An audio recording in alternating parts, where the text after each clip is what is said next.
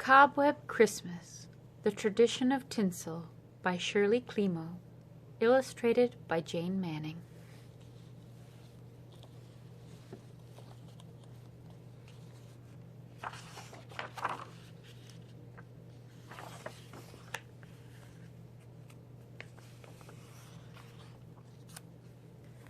Once upon a Christmas time, long ago in Germany, there was a little old woman. She was so little she had to stand on a stool to climb into bed, and so old she couldn't even count all the Christmases she'd seen. The children in the nearby village called her Tante, which means auntie in German.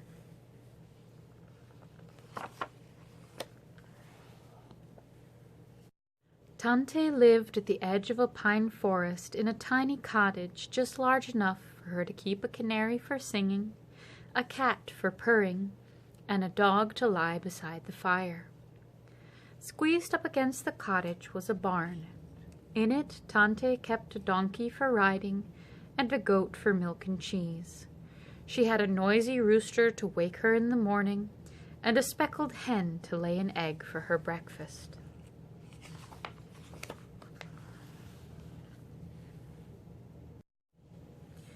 With so many animals about, her little cottage wasn't very tidy. But a bit of fur and a few feathers or a spider web or two didn't bother Tante. Except once a year when the days got short and the nights grew long, the old lady would nod her head and say, "Time to clean for Christmas." Then Tante shook the quilt and scoured the kettle until it shone. She scrubbed the floor on her hands and knees and stood tiptoe on her stool to sweep the cobwebs from the rafters. "Shoo!" said Tante. She swished her broom and sent every spider and each wisp of web flying out the door. When she'd cleaned her home from corner to corner, the little old woman nodded and said, "Time to fetch Christmas."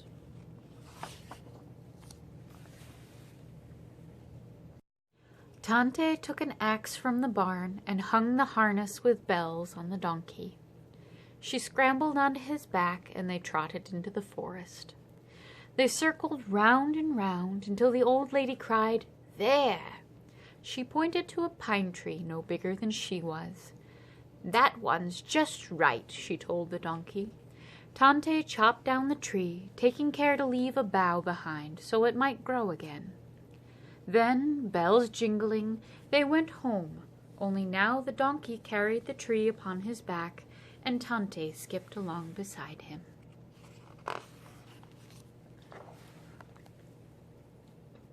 The tree fit perfectly in the tiny cottage.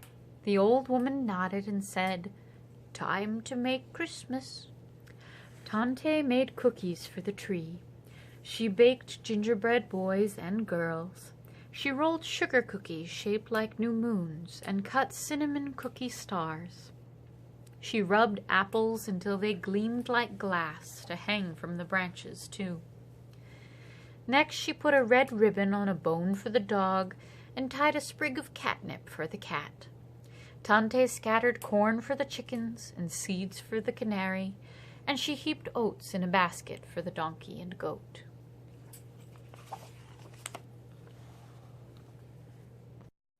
Then the old woman nodded and said, "Time to share Christmas."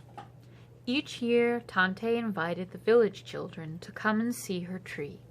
"Tante," they shouted, "it's the most wonderful tree in the world." "Tell me if it tastes as good as it looks," she said. After the children nibbled the apples and the cookies and ate every crumb of gingerbread, they hurried home to put their shoes by their doors for Kris Kringle. He was the Christmas visitor who went from house to house tucking gifts into waiting shoes.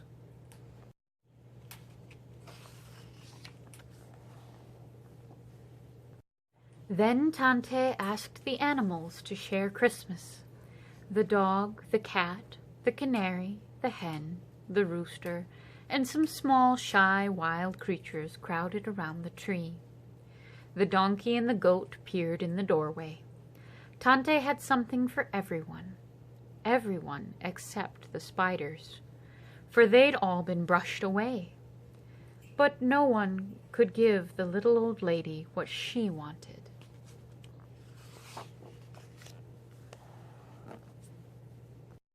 All her life, Tante had heard tales about marvelous happenings on Christmas Eve. Animals might speak aloud, bees might hum Christmas carols, or cocks crow at midnight. Tante wished she could witness a bit of Christmas magic too. She sighed and sat down in her rocking chair. "Time to wait for Christmas," said the old lady, and she nodded and nodded her head. Tante was so tired from cleaning and cooking that she fell fast asleep. She did not know if the rooster crowed when the clock struck 12, or if the dog whispered secrets to the cat. And she did not hear the squeaky voices calling at her door, "Let us in!"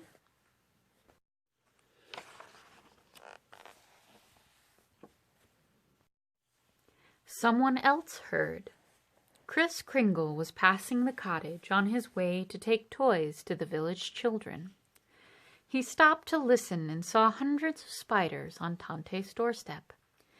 "We have never shared a Christmas," the biggest spider explained. "Each year, Tante sweeps us away. Please, Kris Kringle, would you let us see Tante's tree?" Kris Kringle looked down at the spiders. "There's no harm in that," he said. Before he went on to the village, he opened Tante's door a crack.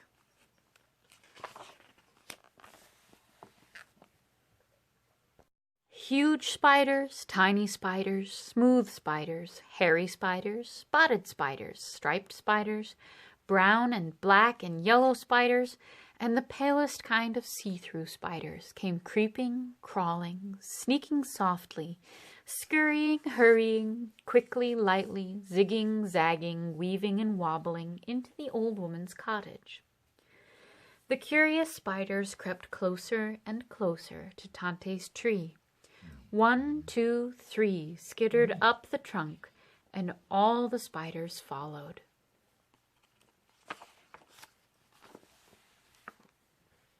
Silently they ran from branch to branch, back and forth, up and down the tree.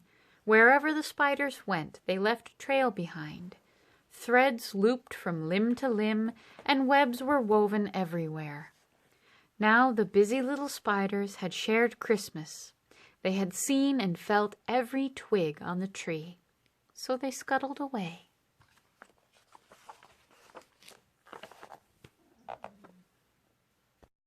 When he had put a gift in all the children's shoes, Kris Kringle returned to latch Tante's door.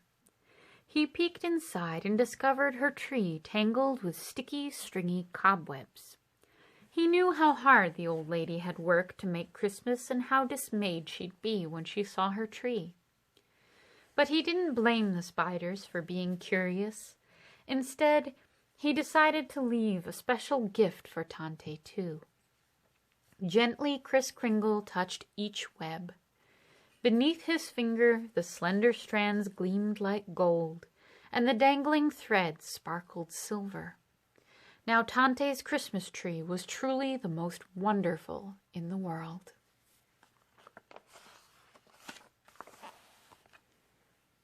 The rooster woke Tante in the morning. The old lady blinked in amazement at her glittering tree. "Something magical has happened," she cried, and she climbed on her stool for a better look. At the top of the tree, she saw one small spider finishing its web. "Ah," Tante nodded her head, "so it is you and your kin I have to thank for this Christmas magic." The little old lady understood that such wonders only happen once. Each Christmas thereafter, she did not clean so carefully, but left a few webs in the rafters so that the spiders might share Christmas too. And every year, after she'd hung the cookies and the apples on her tree, she would nod and say, "Time for Christmas magic." Then Tante would weave tinsel among the branches until her tree sparkled with strings of gold and silver, just as it did that magical Cobweb Christmas.